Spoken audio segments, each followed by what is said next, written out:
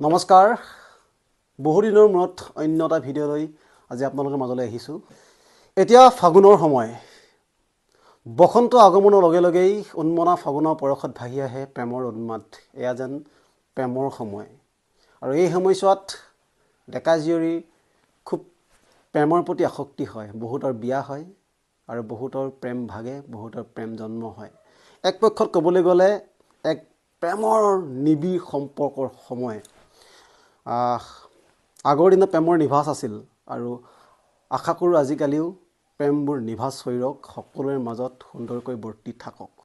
এতিয়া ফেব্ৰুৱাৰী মাহ, অৰ্থাৎ আজি 14 ফেব্ৰুৱাৰী, ভেলেণ্টাইন যি সপ্তাহ, সেই সপ্তাহৰ আজি শেষৰটো দিন। যোৱা 7 ফেব্ৰুৱাৰীৰ পৰা ভেলেণ্টাইন ডে আৰম্ভ হৈছিল আৰু আজি ভেলেণ্টাইন ডে শেষ হৈছে। তো ভেলেণ্টাইন ডে মানেনো কি? এই সময়ছোৱাতেই 14 ফেব্ৰুৱাৰী দিনটোত কিয় ভেলেণ্টাইন ডে পালন কৰা হয় তাৰ বিষয়ে আজি আমি অকণমান মই যি জানো আপোনালোকক জনাবলৈ চেষ্টা কৰিম, বুজাবলৈ চেষ্টা কৰিম। ভেলেণ্টাইন ডে একচুৱেলি আমাৰ অসমত আমি এতিয়া গাঁৱে ভূঞে এতিয়া প্ৰতিজন প্ৰেমিক প্ৰেমিকাই গোলাপ ফুল দি, মিঠাই দি, তেওঁলোকক লগ কৰি, এযোৰ কাপোৰ দি খুব সুন্দৰকৈ তেওঁলোকে ভেলেণ্টাইন ডেটো আৰম্ভ কৰে। এই যিটো ভেলেণ্টাইন ডে আমি পাতোঁ, এই ভেলেণ্টাইন ডেটো প্ৰথম অৱস্থাত ছেইণ্ট ভেলেণ্টাইন ডে নামেৰেহে জনাজাত আছিল। তো কথাটো হ'ল যে ইয়াৰ ইতিহাসৰ লগত বহুতো কাহিনী জড়িত হৈ আছে। তো ৰোমান সম্ৰাট ক্লাউডিয়াছে বিশ্বাস কৰিছিল যে বিবাহৰ পাছত সৈনিকসকল দুৰ্বল হৈ পৰে।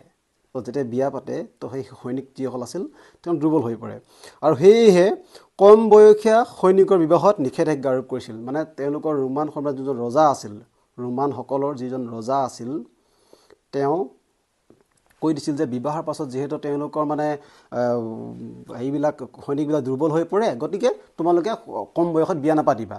তেতিয়া কি হৈ গ'ল, ছেইণ্ট ভেলেণ্টাইন আছিলে, তেওঁ ৰজাৰ সেই কথাটো নামানি বহু সৈনিকক তেওঁ বিয়া কৰোৱাই দিছিল গোপনে। তো সেইকাৰণে সেই ৰজাই ছেইণ্ট ভেলেণ্টাইনক কি কৰিলে, তেওঁক এই আজিৰ দিনটোত 14 ফেব্ৰুৱাৰীৰ দিনটোত তেওঁ কি কৰিলে, শাস্তি প্ৰদানটো হ'ল মৃত্যুদণ্ড দিছিলে। তো সেইকাৰণে এই দিনটোত তেওঁক উৎসৰ্গা কৰি ভেলেণ্টাইন ডে হিচাপে পালন কৰা হয়।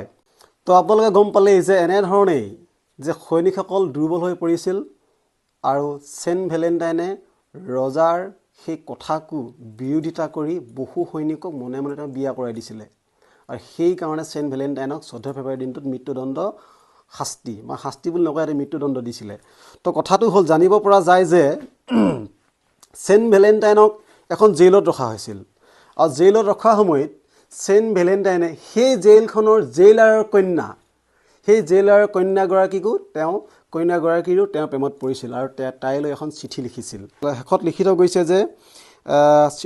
লিখিছিল যে আপোনাৰ ভেলেণ্টাইন। চিঠিখনৰ শেষত দুটা শব্দই আপোনাৰ ভেলেণ্টাইন লিখা আছিলে। তেতিয়াৰ পৰা এই দিনটোক প্ৰেম আৰু সমৰ্পণৰ প্ৰতীক হিচাপে গণ্য কৰি 14 ফেব্ৰুৱাৰী দিনটোক ভেলেণ্টাইন ডে হিচাপে উদযাপন কৰিবলৈ লয়। আপুনিও আপোনাৰ কোনোজনো ব্যক্তিৰ সৈতে চাগে আজি ভেলেণ্টাইন ডে উদযাপন কৰিছে আৰু ভেলেণ্টাইন ডে উদযাপন কৰক, খুব ভাল কথা।